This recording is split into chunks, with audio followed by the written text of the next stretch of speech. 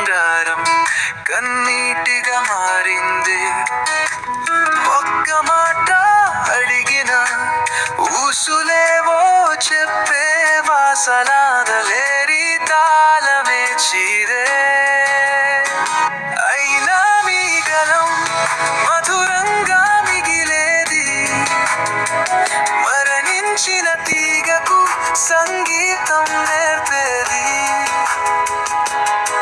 ఒక్క నడక నీతో ఉందే ఇంకా వినిపిస్తూనే నిన్ను పంపించేని.